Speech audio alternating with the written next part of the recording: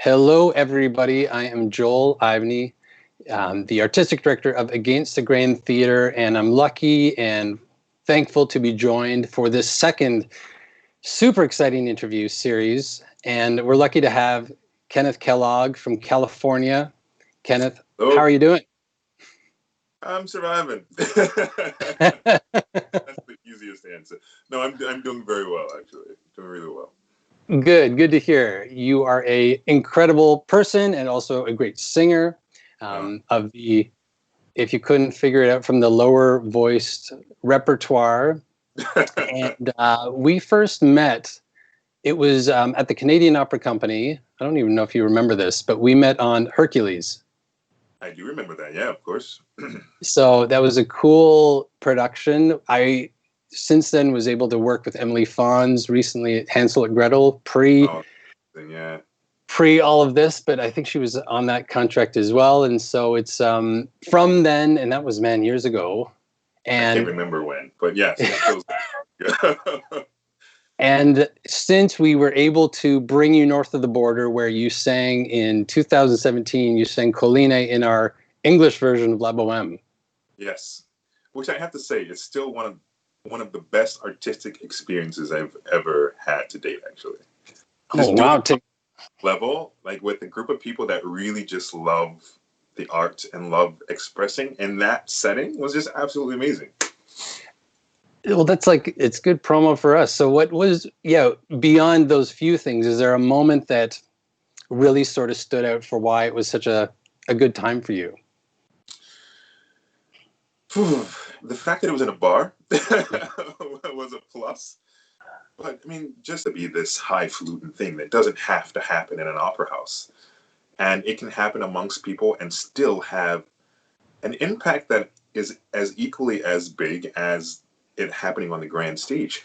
And I tell you, after that last downbeat, to audibly hear silence and to hear sighs and cries and whispers and to really feel that energy so close, I don't think I've ever felt anything like that. I mean, just because it was so intimate, So just, and then the rehearsal process, it was so fun. Everyone was just there to have a good time and express, and didn't feel like big business, which sometimes you go into production and it feels like big business.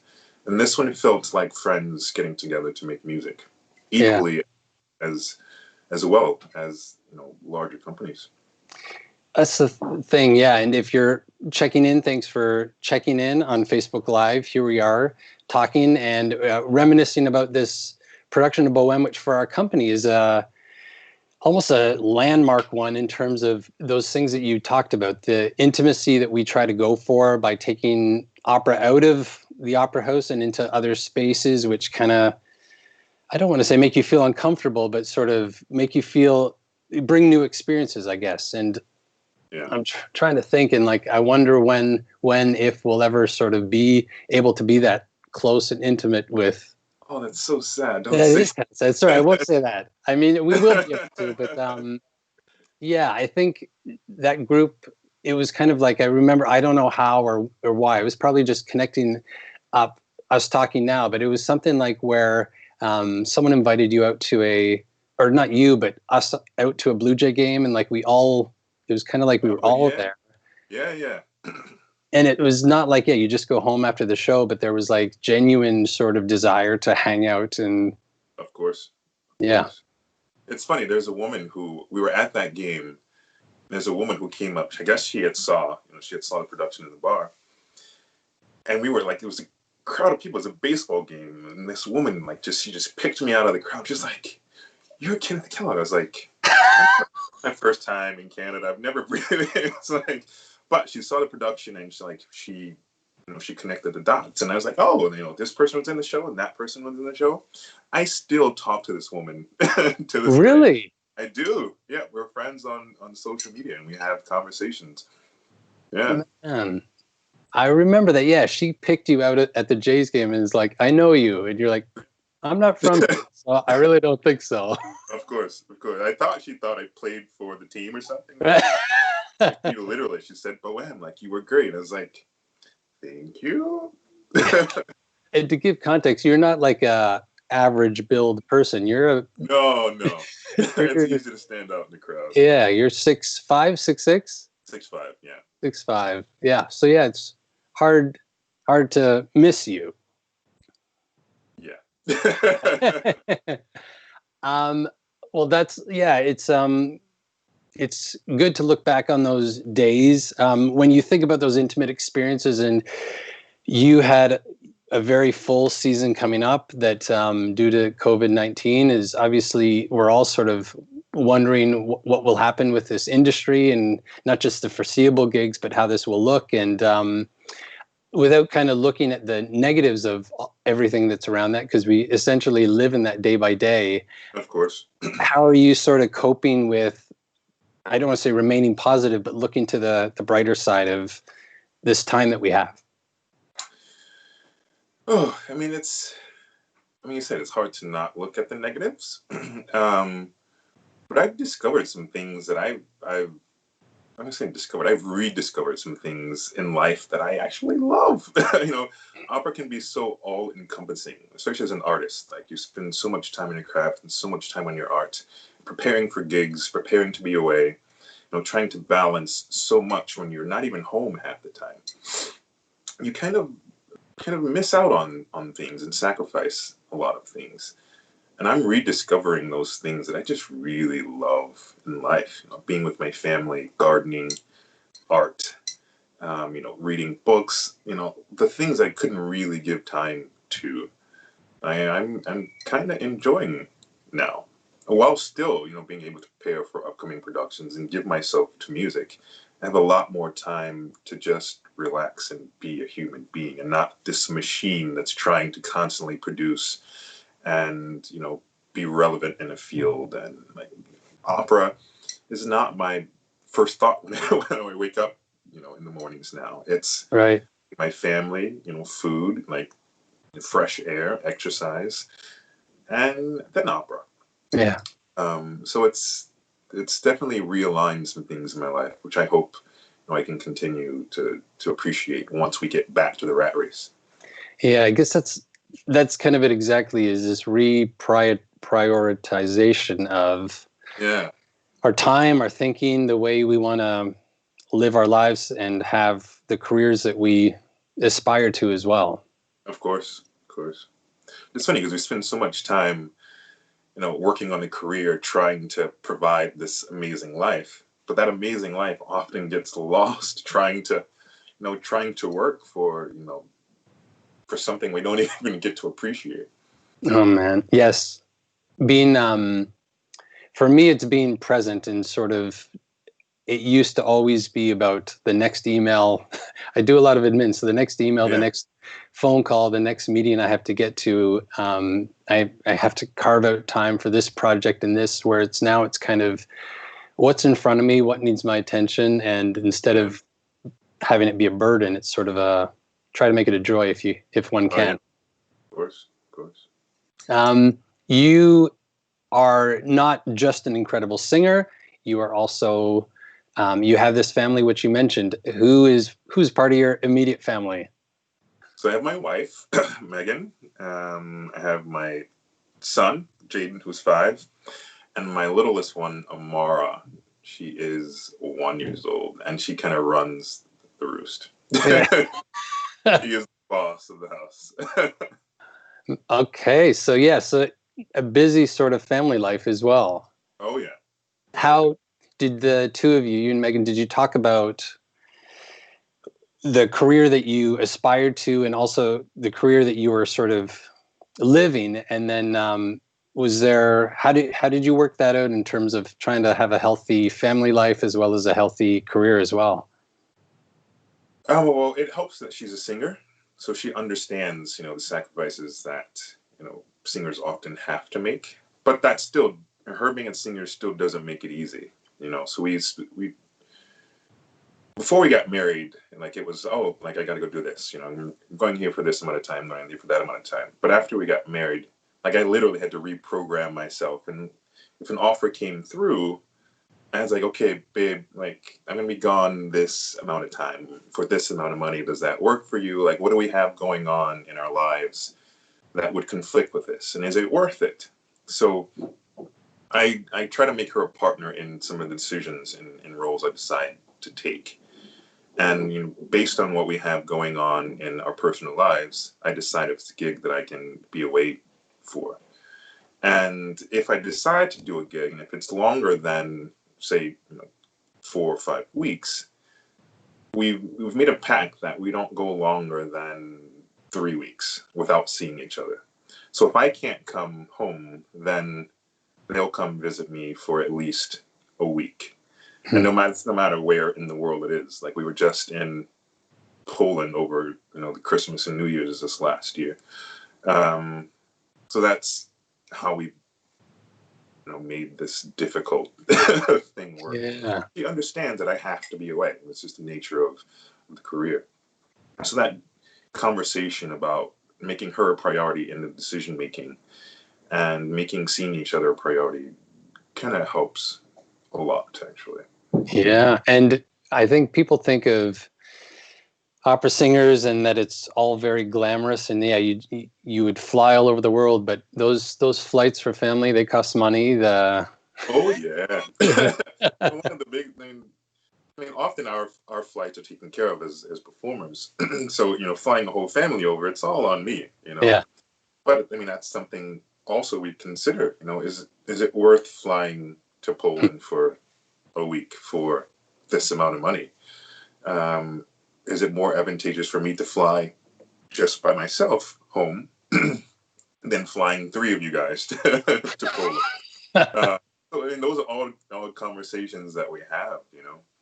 And even my last contract where there's a huge break in rehearsal periods. So I negotiated in my contract. It's like, okay, you have to fly me back home so I can spend time with my family, and then fly me back. And they went for it. They understand how important family is to me. So that's also something I try to negotiate in my contract with my agent. Good. That is an important part, and I think the more people talk about it and hear it, as this kind of picks up again, that's so important to just sort of place that priority with. So family, you also have kids. What are sort of some of the important life lessons that you are imparting down to your kids, knowing that this world, I'm sure, for example, I was away for a month. Immediately, we had our dress rehearsal of Candide, and then it was canceled later that afternoon. And I had been away for a month from family, and I can't believe that now, given how much we're hanging out together Of course. now. But what are some truths that you want your kids to sort of have, whether you're with them or if you're away for up to 3 weeks and stuff like that?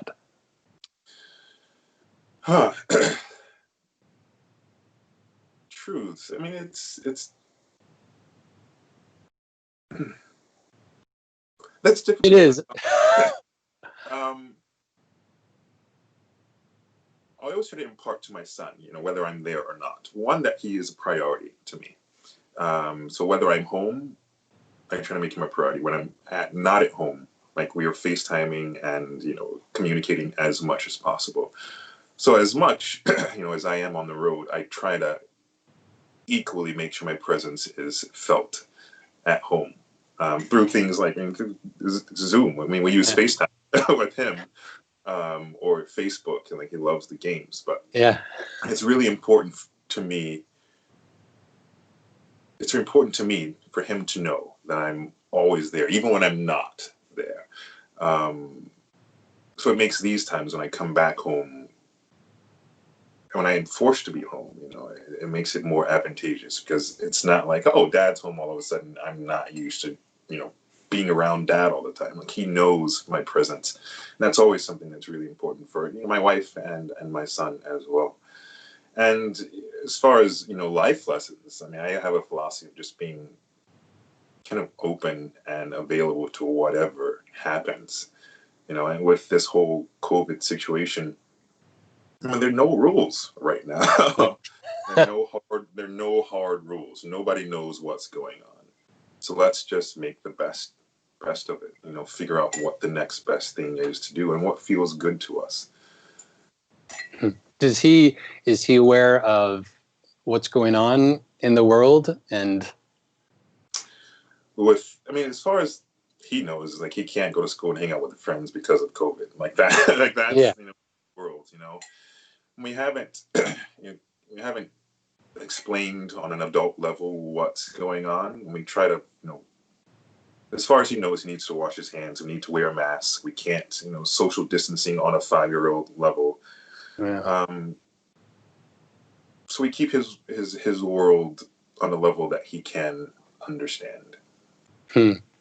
And yeah, it's we both have 2 kids who are very young, and it's kind of I know for me they've sort of been an anchor through this. I guess that's kind of good. And sometimes I guess like an anchor, sometimes the attachment isn't tight, so you're kind of there, and but then other times it gets, as you kind of go further away, that sort of a tense sort of connection brings you back. And I know for me, they've brought me back from just sort of letting the mind wander and sort of. Yeah, of course. Yeah. In those first couple of weeks, like I said, it was all about being home because I knew I had to be home, But week 3, I hit a point where it's like, like my desires are to be on stage. My desires are to be making music. My desires to be out in the world, Yeah. Because that's what gave me a lot of motivation, and it's what fed my soul. And I found myself, just practicing religiously, or like I got to prepare for this role, which I don't know when it's going to happen, And then, I realized that there were hours I was in the studio working, and my kids were like, Dad, Dad, Dad. It's like, all right, like my soul's telling me my ego is telling me I should be working, I should prepare for, But my heart is telling my kids, like I'm home for the first time for a long stretch of time in years. So that anchor you're talking about, my kids definitely have pulled me out of this need to produce and this need to stay relevant, this need to like be seen as Kenneth Kellogg, the opera singer, and really enjoy being dad and being home and being present at home. Well, good to hear. Yeah. I don't know if this is when you think of where the world of opera is in the industry, and do you have moments of will anything good come out of this, but how do you view the industry, or even calling it the industry, or how do you view opera now and sort of the future of it? It's tough. For me, it's right now, it's wide open. We can't go back to normal. I think, even if we get back to, doing opera on stage again, I think the whole business model of opera is going to change, from administrative points, from, how important are the singers? It was a really big thing here in the States when companies, canceled contracts and weren't paying singers, that was a huge thing. And, as singers, we think we are the thing that sells the show, so to not be compensated for our work or just to be like left, blowing in the wind, it was a huge blow to a lot of singers, and it's forcing us to reassess our value and reassess our power in the industry. So I think that whole business model is going to have to shift. And I think that's going to empower artists to take bolder stances in how they create art and what art they choose to produce, and where they see themselves and their contribution into an organization. And I know a lot of singers in the union and soloists are, letting their voices be heard in that respect. And it's a beautiful thing.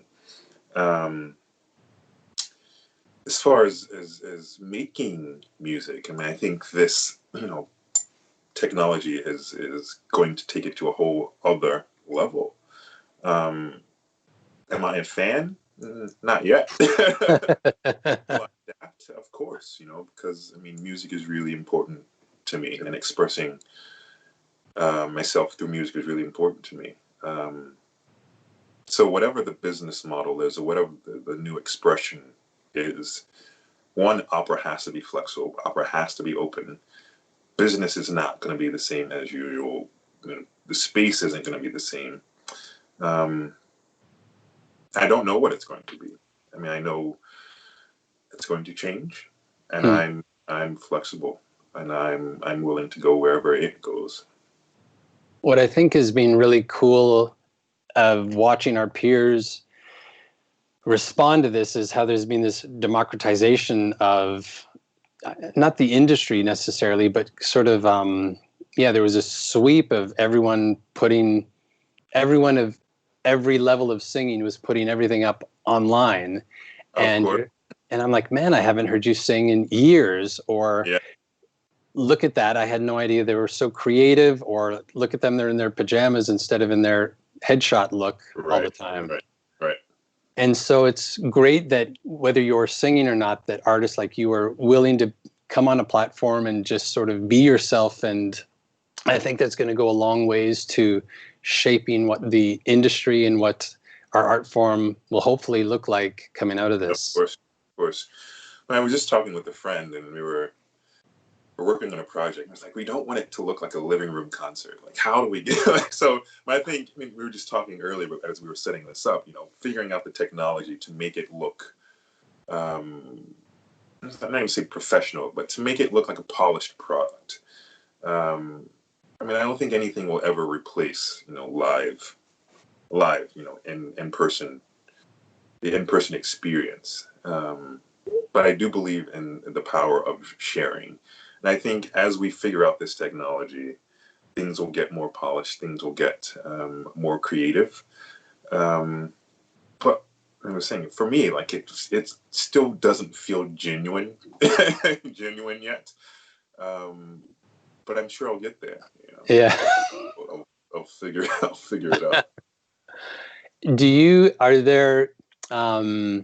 Are there any, if you could go back to tell 10 years ago, Kenneth, if you could see yourself all fresh 10 years ago, is there anything that you would let them know about, not necessarily this whole situation, but any bits of wisdom that either young singers who may be listening now, or obviously they're in a tougher spot than we ever were. And so whether it's words of hope that you had for yourself then, or just anything that can sort of give perspective to us and anything like that. So myself 10 years ago, speaking to myself now.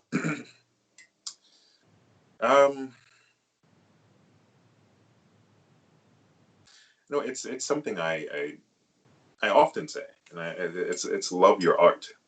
Don't get so caught up in. I mean, you have to think about the business of it. You have to think about the machinations that make it run.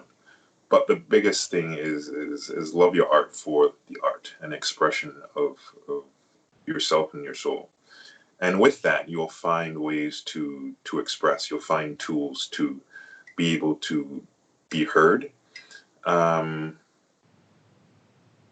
if you come from that place of love, of expression, no matter what the means are, you'll find your way. Be it social media, be it Zoom meetings, be it your living room concert. You'll do it from a place of love and not from a place of, I need to be on the Met stage, or I need to be seen by this person, I need to be heard by that person, I need to get this much money. Like that goes out of the window at some point. So find the love in it, and find why you're doing what you're doing. And it can't be because of money. It can't be because of the gown. It can't be because of the size of the paycheck. Right. It has to be from a very pure place. Words to live by. Yeah, you are also not just an incredible singer. You, what would be the technical? You draw beautifully. Oh, thank you. Yeah, yeah. That's something I rediscovered actually. Yeah. And what platform is that on? Is that on Instagram or no? I might often post things on Instagram and Facebook. Yeah. I mean, it's funny because it was one of these things week, anyway, I keep saying week 3, this very pivotal thing happened. Yeah. I was running around doing all of these things trying to, as a singer, my singer ego was telling me like I need to produce content, I need to be like making this recording, I need to make a video to put on YouTube, I need to be seen, I need to be heard. Like my ego was driving me crazy. And went out and bought a new microphone, bought a new laptop. I was doing all of these things to try to do what everyone else was doing, because I thought that was the thing I needed to do to stay relevant. And like I said, it didn't feel genuine. It didn't feel real. Like singing in front of camera, like having to do take after take because my dog barked, simply because my dog barked, just felt so unnatural. So I sat. It took me a minute to realize why I was doing all that stuff, and it was my ego telling me that, like, you're a singer, you need to sing, you need to be heard. If you don't, then you're going to be forgotten. And when I realized how untrue that was, I found this level of peace, and it instantly hit me that drawing was this thing that I used to love as a kid, and it was something that I would always go back to when music was driving me crazy. And I hadn't seriously done it in a while. So I immediately hopped up and went to the art store. I bought, spent a couple $100 on art supplies, and I started getting back into drawing. And I finished a commission that someone asked me to do. And then the next commission came in, and it's like, oh, can you do this for me? Can you do that for me? I was like, I can definitely do that for you. And it all came from this love of drawing. So I'm working on probably about 4 commissions now of pictures that people have asked me to do. Amazing. Well, there you go. So if you're out there curious about how good Kenneth is, and I can vouch that he is very good, go on Instagram, search him out, and perhaps consider a commission. That'd be very cool. Oh. Amazing. Well, I can't tell you how amazing it is to talk to you. It's been, I don't know how, at least a couple of years, if not longer. Since what, 2000? When was Bohem? 17. Yeah, that's like 3 years. But yet somehow you emit this genuineness, and you're so authentic and real and kind. And I think that's why you meshed so well with everyone and our company. It's because we love working with people that we like and that sort of are incredible humans, and you are one of those. So thank you. No, thank you for doing what you're doing, for leading the life that you are, and for being available to talk to me today. Yeah, my pleasure. Thanks. It's always good to see you. Yeah, same. Well, this is amazing. I'm Joel Ivany, Kenneth Kellogg.